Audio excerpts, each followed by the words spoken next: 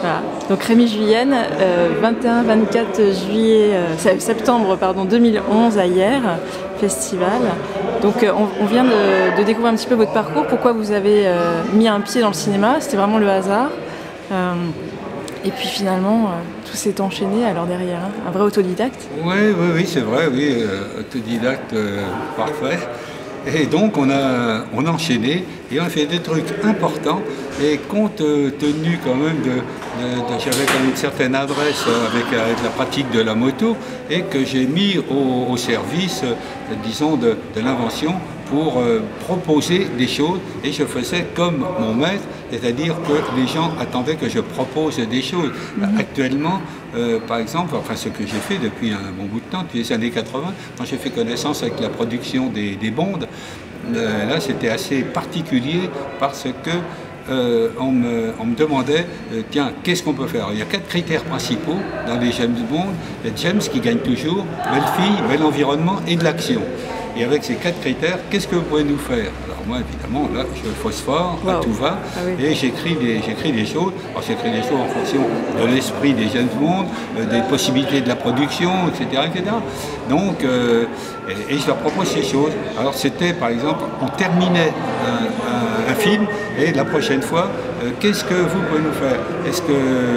Est-ce qu'on peut taper dans les camions, par exemple? Ah oui, c'est très intéressant parce qu'on n'en voit pas souvent. Vous voyez les critères, hein, c'était quand même assez simpliste, hein, mais c'était formidablement efficace. Donc je fournissais, disons, mon package parce qu'il me demandait en même temps le découpage technique des actions, c'est-à-dire comment traiter l'image de ce que je proposais.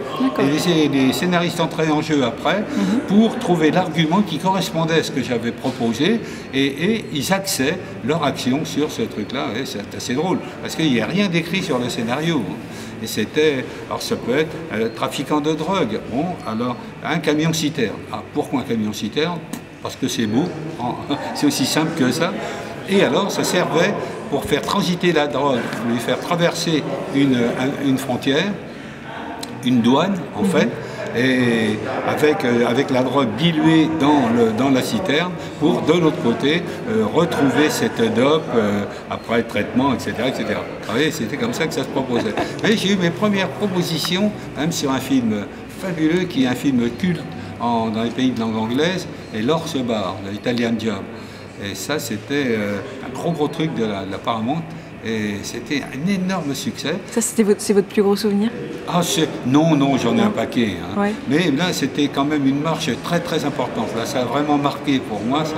Et donc, où ils m'ont demandé, alors j'étais sur un truc où ils m'ont dit, j'avais rendez-vous à Londres avec les représentants de la Paramount, et ils m'ont dit, bon ben voilà, tout ce qu'on a écrit, c'est infaisable.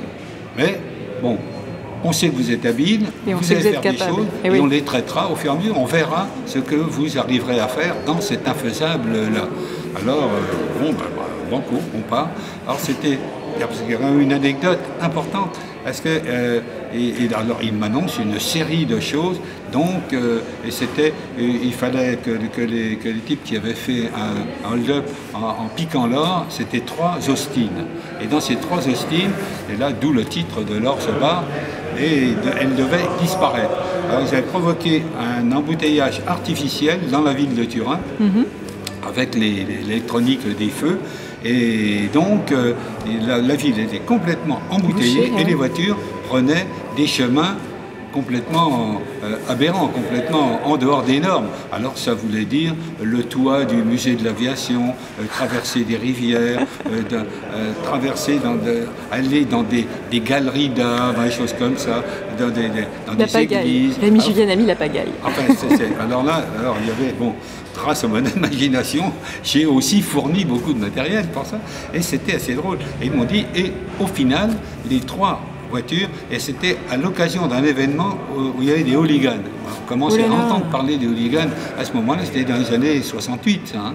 Et donc, il fallait que ces 3 Austin disparaissent de la circulation. Alors après avoir traversé les rivières, sauté par-dessus des monuments, des machins et des trucs, les 3 voitures se retrouvaient sur l'autoroute, et là, avec un bus qui roulait, les portes arrière s'ouvrent, et les bus, pendant que ça roulait à 80 à l'heure, les voitures accédaient dans le camion. et les voitures avaient disparu. Et alors, il me dit, alors là, on a un ingénieur qui s'est penché sur la question, mais un bus. Alors, on va truquer les vitesses parce que ce qui était écrit, le bus roulait à 80 km à l'heure et les Austin à 120 km à l'heure. Alors on dit c'est totalement impossible, l'ingénieur nous a prédit le pire, et donc on va truquer les vitesses. Alors moi, intérieurement, pour moi c'était fabuleux parce que j'avais fait des essais exactement de la même chose, d'entrer, c'est-à-dire avec une voiture dans un camion qui roule. Et tout ça à vitesse réelle. Et j'avais réglé tout ça, c'était à l'époque de Gilles Delamare, j'avais donc réglé toutes ces choses-là. Donc, une grosse banane en pensant à ce qu'il allait me demander. Alors, il dit, est-ce que vous croyez qu'en mettant un tapis qui est sur la route, qui va rouler, les voitures partiront de sur le tapis et il n'y aura pas un contact brutal au moment où elles rentreront dans le... J'ai dit oui, c'est possible. J'ai dit, moi je peux vous proposer une chose, parce qu'une chose, c'est-à-dire, ils disent, on roulera à 30 km à l'heure, tout ça. Non, mais il y a écrit 80 km à l'heure pour le bus et 120 pour les voitures. Et si vous voulez, je peux le faire à 120 km à l'heure. Alors, je vois des mines attristées tout d'un coup qui me disent non, mais vous savez, ils essaient de dire comme un môme de 12 ans d'âge mental. Et je sens que là, j'ai une partie à jouer extrêmement importante, parce que je dis là, il y a un rapport de force, et si jamais je ne le gagne pas, après, c'est foutu. Et j'avais une féroce envie de faire ce film formidable, avec les moyens formidables, les acteurs, Michael Caine, Noel Coward, etc. Donc c'était pour moi vraiment un très gros coup, la Paramount production américaine. Et donc, il fallait que je fasse ces trucs, mais il fallait aussi que je prenne l'ascendant sur eux. Et alors, et je vois que j'avais vraiment une carte à jouer, là. Alors j'avais mon attaché-caisse sur le truc, et puis pendant qu'on parlait, ils essayaient de me convaincre et hop, alors je rangeais mes papiers, le truc, bling, je ferme le couvert, pas théâtral, mais enfin presque, et c'était vraiment une comédie, un rapport de force à jouer.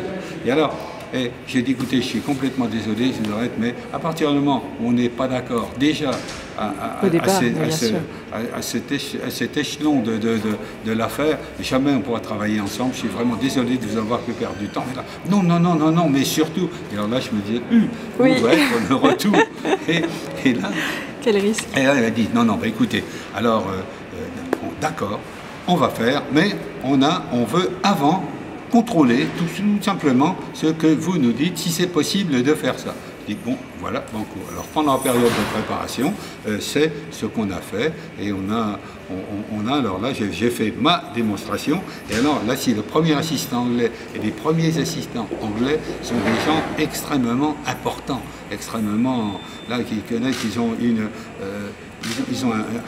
ils connaissent leur boulot, ils sont vraiment des professionnels tout à fait exceptionnels.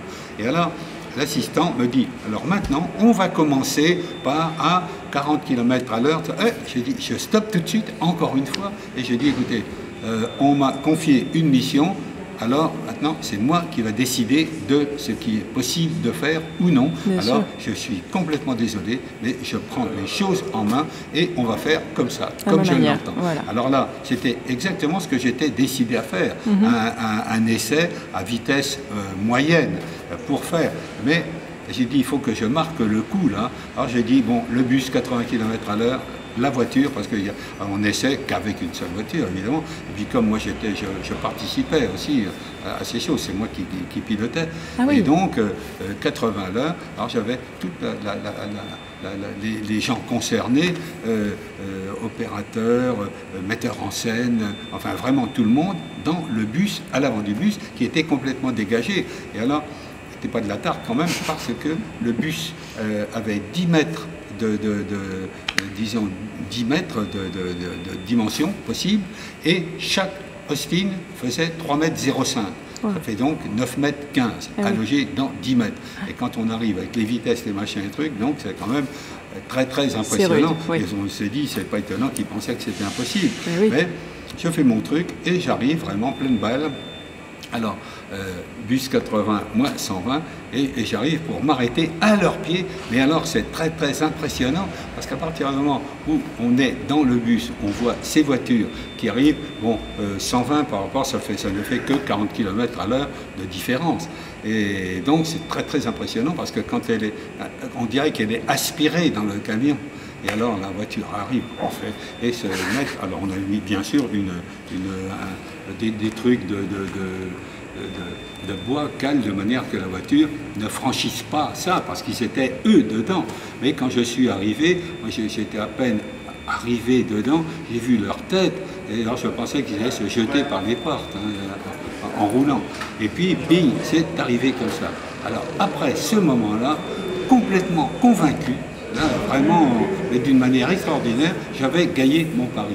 Et là, c'était pas, alors, on ne faisait pas seulement du cinéma, on faisait aussi du marketing. C'est ça, hein, il fallait se vendre. Ouais. Et là, j'avais vraiment gagné mon truc. C'était tout gagné, ouais. Et après, les portes se sont ouvertes directement.